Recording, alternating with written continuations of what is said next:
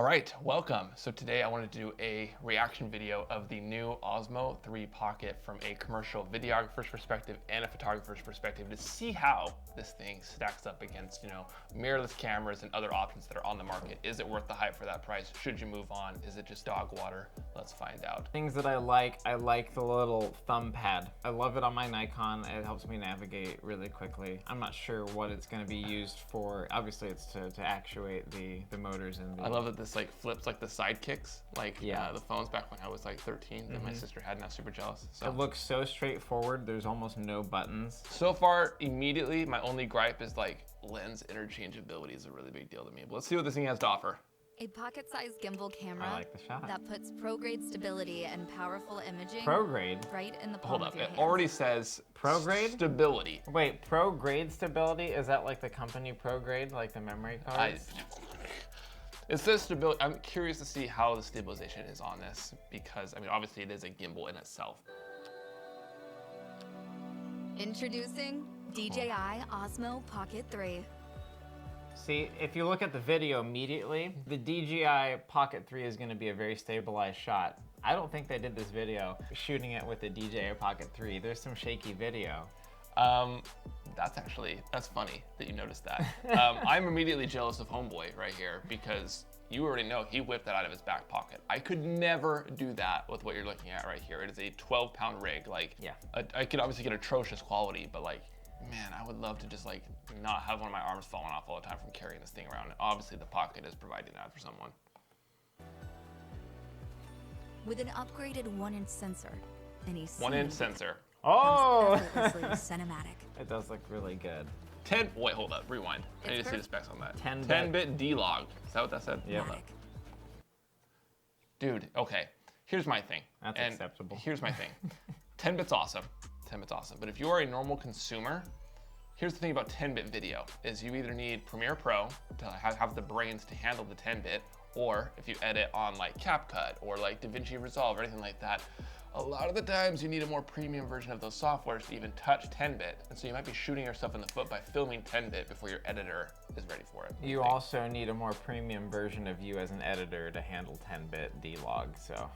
And for those that don't know what the heck is 10-bit, if I'm trying to convey the color greens, I'm looking at a landscape, and correct me if I'm wrong, 8-bit is you've got color variety. Maybe you've got, for example, a million different versions, billions, different shades of that green. But when you go from 8-bit to 10-bit, you now have 14 times freaking the color variations that is the naked eye gonna see it? Probably not. But if you're talking about the pro market, you're gonna want 10-bit.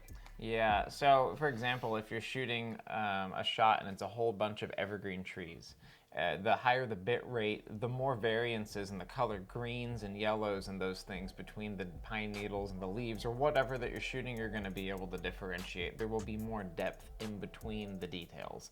That's what your higher bit rates give you. It's perfect for when you want to live in the moment a little longer. Hold up. Okay, 4K, 120 FPS, slow-mo. That is cinema camera quality right there. Yeah, that's pretty awesome. That's insane. You're not gonna find that on a lot of 4K 120 intermediate style cameras. This is the FX3. You'll probably begin to see that in the FX30, but that is a $1,800 body without the lens. You're probably looking at $4 grand with the lens. This has the same specs. Obviously, you can't put a new lens on it, but 4K 120, they can fit literally in your back pocket. I am looking at this shot and it has a whole bunch of dynamic range. Are you thinking that they had some NDs going on to get that sky I down? already know you can attach an ND to this thing you too. can? Yeah, this thing can go full manual and you can attach NDs to it. You totally can. That's so cool. And savor every second. I'm ignoring these and looking for little Pocket 3 specs to show up. features an advanced Stereo microphone recording, that's system big. that gives you immersive sound recording. It's a time to feel alive. Yeah. Be ready wherever I'm curious to see, inspiration and maybe we can see it in a little bit, where the ISO range is for this and where it begins to be noisy because of that small of a sensor. Well, so far we're almost a minute in and we haven't seen it be marketed to a professional yet. These are all casual. True. So I think a lot of the conversation so far is invalid. As professionals, we're looking for things that we can make more modular we're seeing this through a different lens than most people are gonna see this through. Yep. Right. With a quick and easy flip, Get everything in 2-inch frame. screen, horizontal, vertical. That was apparent. Directly connect a pair of DJI Mic 2s to capture crystal clear There's audio. cohesivity for the content creators that are already using the DJI lavs. Yeah. Focus more on what you enjoy. Fast autofocus, that's to be expected. Portable With a design, Take that's It Anywhere apparent. design, Pocket 3 gives anyone That's the a power kid. to create. I would Well, love to give my kid almost one of anyone. these. This is what I'm seeing from this. It can- This is, I can hand it to anybody I want. You can hit record, you can point and shoot, and that's what makes this thing valuable. I agree. From a commercial perspective, this is not like amazing. I do like that it's like basically a pocket cinema camera, but lens interchangeability is a really big thing for me. You're stuck at whatever like focal length this provides out of the box, probably 16 to 24 is my guess. But if you want to crop in or get any like closer shots to anything, you're going to have to crop in on that image. And I don't think I saw the resolution, maybe you did, of like normal 24, 30 FPS recording. If it's 4K, you can't crop that much if you're trying to get like 50 mils in. Fast charge from 0 to 80% in just 16-minute full charge, well, 80% charge. That's pretty impressive. so you can stay ready for the shots that matter most. Show off your best dance moves with a gimbal, 3-axis bueno. gimbal that keeps your shots stable and ultra I smooth. do like that not only is this a handheld camera, but it's a handheld gimbal that you don't have to balance. Because for like from the commercial world, balancing gimbals is hell. You not have to do that. It's a breath of fresh serious air. alternative right now to the iPhone. It looks like it's faster. Yes, it looks like it's faster to deploy than the iPhone 2. I would rather use this than my iPhone 15 every single day of the week.